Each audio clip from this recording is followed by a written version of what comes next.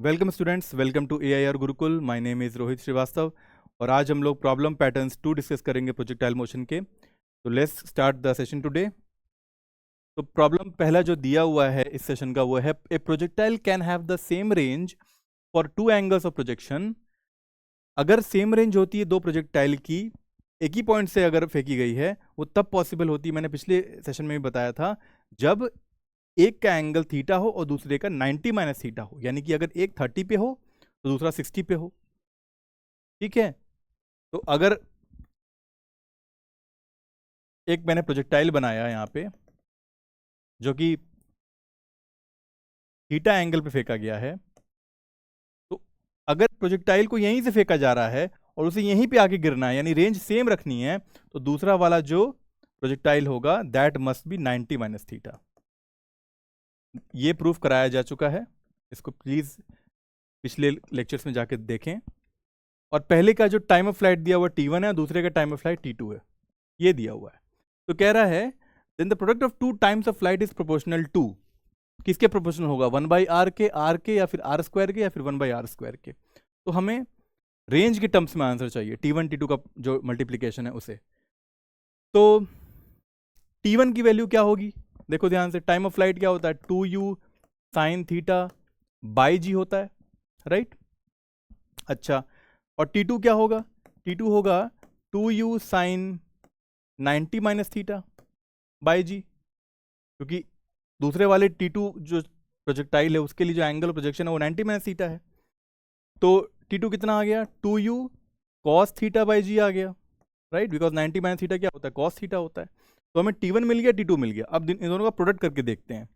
ठीक है, यहाँ कर रहा हूँ प्रोडक्ट में, T1 T2 विल बी, देखो ध्यान से, 2u बाई जी और 2u बाई जी दोनों में है, राइट।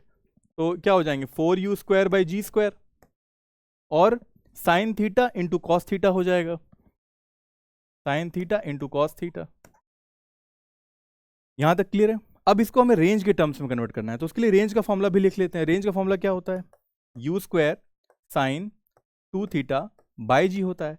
इसको जरा ओपन करो तो क्या बन जाएगा, you square 2 sine theta cos theta by g, right. अच्छा, अब तुम देखोगे कि उस 4u square by G square में मैं कुछ चीजें कॉमन ले लूं, जैसे कि 2u स्क्वायर बाई जी जो यहां है वो ले लिया मैंने, और बाकी छोड़ दिया, साइन थीटा कॉस थीटा भी लिख देते हैं, बाकी चीजें जो बाहर लिख दो, 2 और एक बाहर जी लिख दो, क्योंकि नीचे एक जी बच रहा है, ऊपर में एक 2 बच रहा है। तो ये 2u square by g sine theta cos theta क्या है, आर ही तो है। तो हम लोग क्या लिख सकते हैं, r इंटू 2 बाई जी, यानी कि 2r बाई जी आ रहा है हमारा T1 T2 का प्रोडक्ट।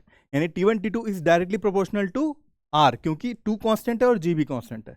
तो कौन सा आंसर सही होगा इसमें से, A B C D, R is the right answer, यानी option B is right. Okay, तो I hope this question is clear to you. इसमें हमने सेम रेंज का कॉन्सेप्ट यूज किया है, सेम रेंज का मैंने कॉन्सेप्ट बताया हुआ है, please see the previous lecture. A person can throw a ball up to a maximum range of 100 meter. How high above the ground he can throw the same ball? अब maximum range की बात कह दी गई है, maximum range 100 metre दिया हुआ है, और मैक्सिमम रेंज मैंने बताया था कि रेंज मैक्सिमम कब आती है, थीटा इक्वल टू 45 डिग्री पे आती है।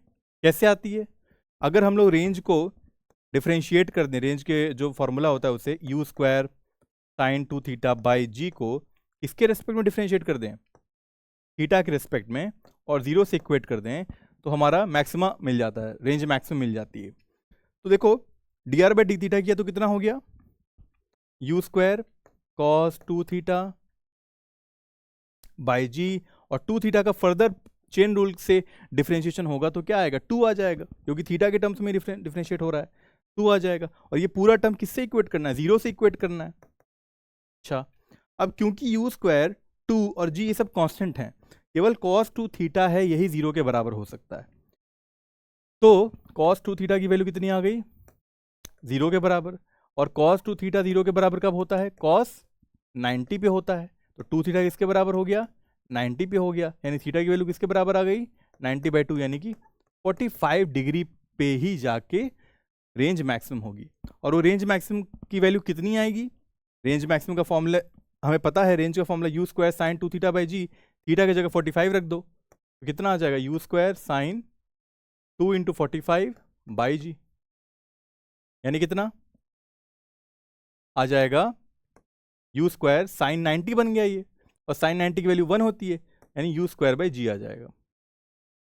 ये रेंज मैक्सिमम होता है। और ये रेंज मैक्सिमम कितनी दी हुई है? 100 के बराबर दी हुई है। तो मैंने यहां रख दिया u square by g is equal to 100। तो यू स्क्वायर की वैल्यू कितनी आ गई? 10 इंटू 100 यानी कि 1000, राइट। तो यू स्क्वायर को 1000 अभी यहाँ छोड़ देते हैं, फर्दर अंडर रूट नहीं करते हैं क्योंकि इसकी जरूरत डायरेक्टली पड़ जाएगी। अब क्या पूछा हुआ है यहाँ पे? अब हमें पूछा है कि how high above the ground he can throw the same ball. एक समझो, अब उसी बॉल को हमें फेंकना है हाईएस्ट पॉइंट पे, तो वो कैसे पॉसिबल है? क्या अगर किसी एंगल पे फेंकेंगे तो वो हाईएस्ट पॉइंट पे जाएगी? तब भी किसी हाईएस्ट पॉइंट पे जाएगी, राइट? कुछ एच मैक्स आएगा, लेकिन क्या वो बड़ा होगा, या अगर सीधे ऊपर की ओर फेंकें तब एच मैक्स जो आएगा वो बड़ा होगा? जाहिर सी बात है, जब एच मैक्स हमने 90 डिग्री पे फेंका तब आएगा बड़ा, राइट, कंपेयर टू किसी एंगल पे फेंका जाए तो उसके कंपैरिजन में। तो एच मैक्स यहां पे निकालना पड़ेगा, ठीक है। तो इस सबको मैं रब कर दे रहा हूं, इसकी जरूरत नहीं है अब। एच मैक्स निकालना है हमें, और एच मैक्स निकालने के लिए पहले एच का फॉर्मूला लिखना पड़ेगा। वो क्या होता है? U square sine square theta by 2g। और मैंने बताया एच मैक्स कब आएगा? जब सीधा फेंका जाए, यानी कि थीटा क्या होना चाहिए? 90 डिग्री का एंगल बनाना चाहिए, उसको ऐसे फेंकना चाहिए हॉरिजॉन्टल से ऊपर की ओर, लाइक दिस वे, 90 बनाते हुए, ये यू होना चाहिए, राइट। तो थीटा 90 रखना पड़ेगा इस बार, तब एच मैक्स आएगा। वो कितना होगा? You square sine square 90 degree upon में 2g, और साइन 90 की वैल्यू कितनी होती है? 1 होती है। तो एच मैक्स आ गया यू स्क्वायर बाई 2g। और यू स्क्वायर कितना है? देखो हमने निकाला हुआ है, 1000 के बराबर निकाला हुआ है, वो यहां पुट कर दो, अपॉन में 2 इंटू 10 यानी 20 हो गया, 0 से 0 कैंसिल, और ये आ गया 50 मीटर। तो answer 50 metre is the option B here. तो option B is right. Okay, so I hope this question is clear to you. एक और क्वेश्चन दिया हुआ है, इसे समझते हैं। A projectile is given an initial velocity of I cap plus 2 j cap. The trajectory equation of its path is क्या होगी? A, B, C, D। ये ऑप्शन में से कौन सी ट्रेजेक्ट्री का पाथ होगा? और हमें इक्वेशन ट्रेजेक्ट्री निकालना का जो मेथड है वो बताया गया हुआ है। क्या होता है मेथड? हम क्या करते हैं, s is equal to u t plus half a t square को x के डायरेक्शन में लिखते हैं, ठीक है, और उसमें, या फिर जब वर्टिकल लेना हो तो y के डायरेक्शन में लिखते हैं, ठीक है। और उसकी हेल्प से हम लोग ये इक्वेशन डिराइव करते थे, इसका भी बताया जा चुका है lecture, please see the lecture if you have forgotten that. तो यहां पर देखो क्या क्या दिया हुआ, जो अवेलेबल है उसे लिख लेते हैं फिलहाल। ये वेलोसिटी वेक्टर दिया हुआ है, राइट। जब हमने इनिशियली उसको थ्रो किया, तो अगर मान लो u वेलोसिटी थ्रो किया थीटा एंगल पे इस प्रोजेक्टाइल को, जो ऐसा पाथ कवर करेगा, इसी ट्रेजेक्ट्री की इक्वेशन निकालनी है। तो ये कंपोनेंट क्या होगा? u cos थीटा, और ये कंपोनेंट क्या होगा? u sin theta. और अगर वेक्टर फॉर्म में दिया हुआ है तो u cos थीटा ही तो i कैप के बराबर होना चाहिए, यानी कि 1 के बराबर होना चाहिए। i तो उसका डायरेक्शन बताता है, यूनिट वेक्टर। तो u cos थीटा की वैल्यू कितनी हो जाएगी? 1 के बराबर। और u sin थीटा की वैल्यू किसके बराबर हो जाएगी? 2 के बराबर, क्योंकि वो j में है। तो हमें u sin थीटा आ गया 2 और u cos थीटा आ गया 1।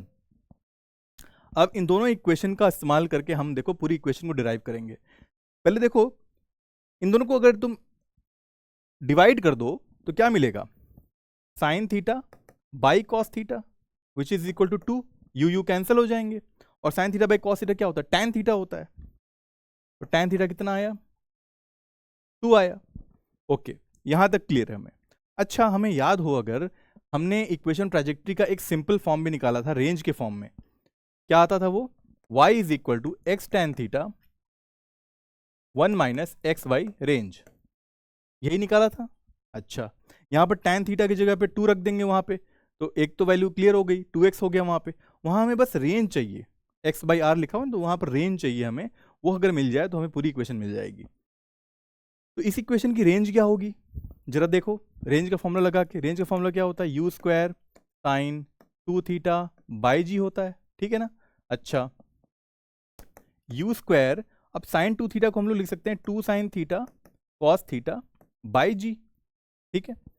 और यू स्क्वायर 2 रहने दो, साइन थीटा की जगह पे देखो 2 बाई यू लिख सकते हैं, यहां से 2 बाई यू लिख सकते हैं, करेक्ट। और कॉस थीटा को 1 बाई यू लिख सकते हैं, okay, this is you upon में जी। तो ये u और ये u स्क्वायर होके यू स्क्वायर से कैंसिल आउट हो गया। ऊपर में क्या बचा, 2 इंटू 2 4 और नीचे बचा 10 विच इज g। तो कितना आ रहा है रेंज, रेंज आ रहा है 4/10। रेंज कितना आ रहा है, 4/10 आ रहा है। अब ये रेंज की वैल्यू उठा के वहां रख दो, y is equal to x, tan theta की जगह 2 रख दो और यहां रख दो 1 माइनस एक्स अपॉन 4/10। अब सॉल्व कर दो, देखो क्या बन रहा है, y is equal to 2x 1 minus ये 10 ऊपर चला जाएगा 10x बाई 4, ठीक है। ये कटेगा 2 2 जा 4 2 5 जा 10, तो कितना आ गया, यहां सॉल्व कर दे रहे हैं, y is equal to 2x into 1 minus 5x by 2, ये वैल्यू आ रही है। और इसको जरा तुम ओपन करोगे तो देखो क्या मिलेगा, ब्रैकेट को y is equal to 2x minus 2 से 2 कट जाएगा और 5x स्क्वायर आ जाएगा। तो this is equation of trajectory, y is equal to 2x minus 5x square. कोई ऑप्शन है, y is equal to 2x minus 5x square, option B is right, ठीक है। So I hope this question is clear to you. So this is how we come to the ending of problems patterns part 2 session, and before we move on to the next session, which will be about quick revisions and common mistakes that students generally make, I suggest you that keep learning and keep enjoying physics. Thank you very much.